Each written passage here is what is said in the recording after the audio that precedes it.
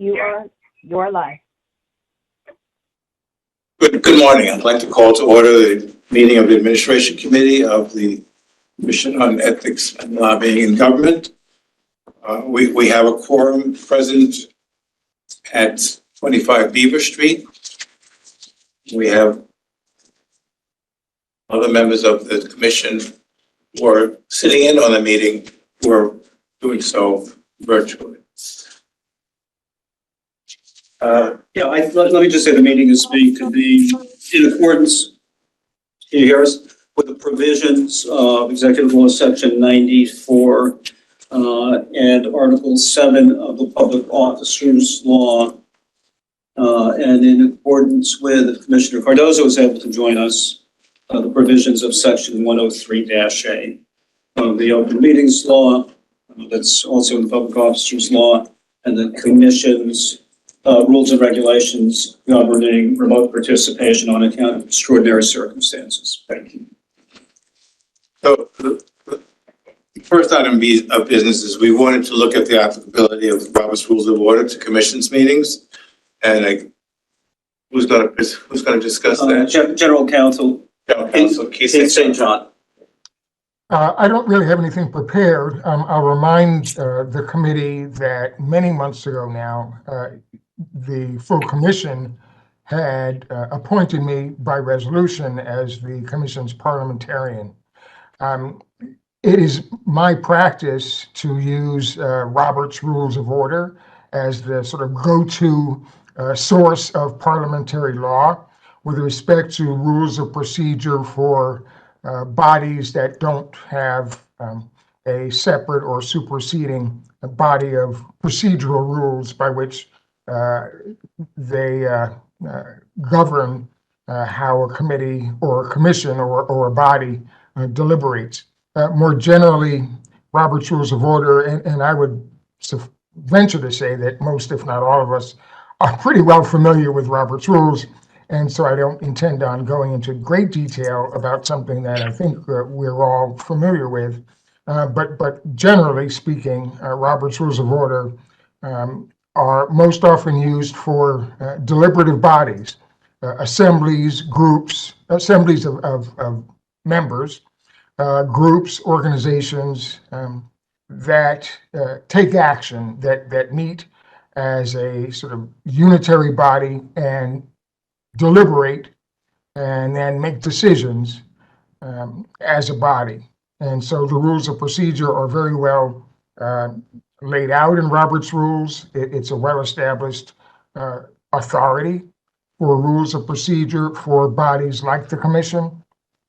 And so, as I say, it is my go-to reference when advising, for example, the presiding officer on how to respond to or act on questions that arise, procedural questions that may arise during the course of any meeting of the Commission. Perhaps an open question is whether Robert's Rules of Order are applicable to meetings of Commission committees. I would venture to say that with respect to committees of the Commission, committees, as I understand them, and as they've been sort of constituted so far, are advisory bodies that don't take any formal action. They may consider issues and deliberate, but nonetheless, whatever decisions may emanate from a committee are non-binding. And those decisions or recommendations get advanced to the full Commission, which is the sort of final stop before decisions are formally taken. I'll sort of stop there as an introduction and try to answer any questions you have as best I can. Questions? Again. Just by way of clarification, Keith, if there are instances in which commissioners believe Robert's Rules would be producing a result inconsistent with commission practices or procedures. Under Robert's rules, is there a procedure for suspending their application or modifying their application? Yeah, Robert's rules, and let me find the exact text, but reading from the introduction of Robert's rules, it does make clear that Robert's rules can always be either in addition to or instead of existing operating procedural rules that have been decided by the body. So if they're, in terms of whether an existing rule of the body conflicts with or supersedes Robert's rules, it would be the rules of the body that would supersede whatever direction Robert's Rules of Order might suggest. So you say that Robert's rules would supplement any procedural rules that we've established. Correct. I think that's a good way of putting it. Commissioner Ayers, you wanted to make a comment? Thanks. Yeah, just a couple of quick thoughts. One is, so if I understand how this works correctly and what the procedure would be for addressing this ambiguity, Robert's Rules is just a book, right? Robert's Rules, it doesn't have any authority over anybody unless they decide to adopt it and give it authority over everybody. We've been following it informally just because it's sort of the way meetings are generally done in constituent bodies like this one, but it doesn't have any power and it doesn't have any force of law. No.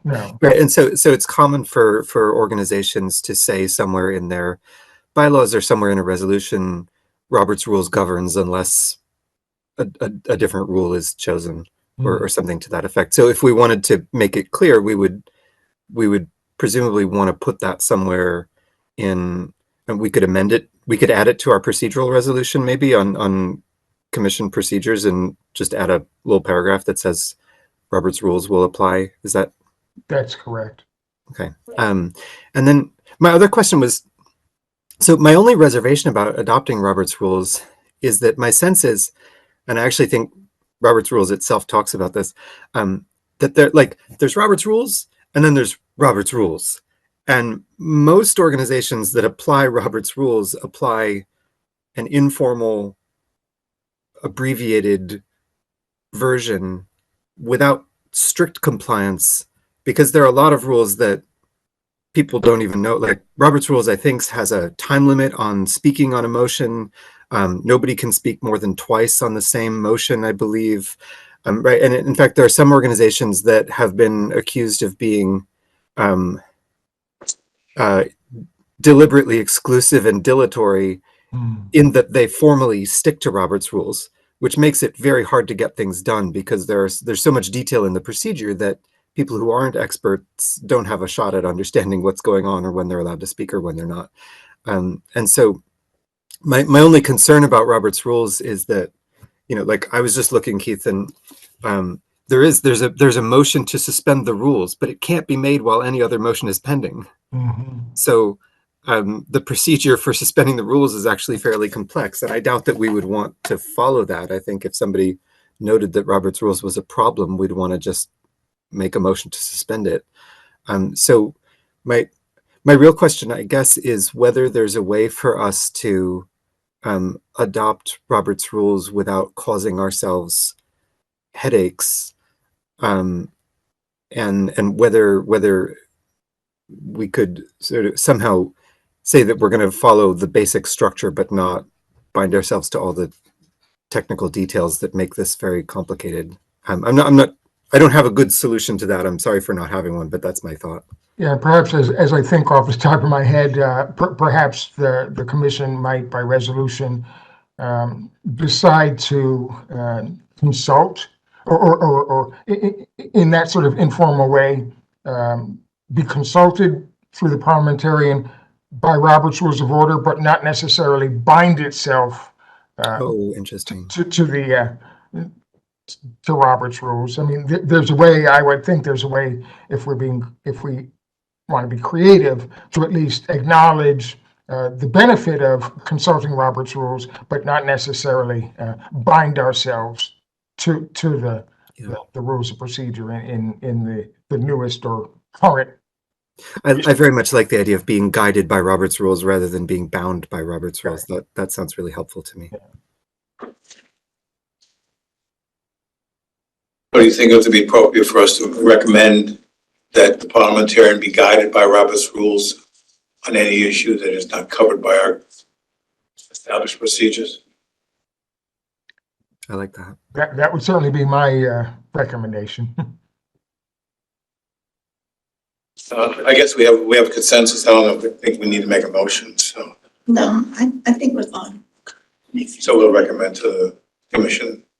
All right, so that'll be a part of your committee report at next week's commission meeting. Could we ask staff to draft maybe an amendment to the commission's procedural resolution, adding a new paragraph to that effect, and the commission could consider that when it has time? I think so. Okay, thank you so much. Thank you. So this goes for committees as well as for the commission meeting, No, just with the commission. just for the commission. I'm thinking that it possibly may be a freestanding resolution. But staff will take a look at what makes the most sense, and we will endeavor to include the proposed resolution in the meeting book. That will be going in not too distant future. All right, so now can I have a motion to enter into executive session to discuss matters related to investigations and enforcement? Yes, it's just me, so You have a second? I'll second it. All in favor? You have a consensus. Okay. All right, so we're going to this executive session now? Yes. All right, Emily, we'll drop out of this and come into the other session. Sounds good.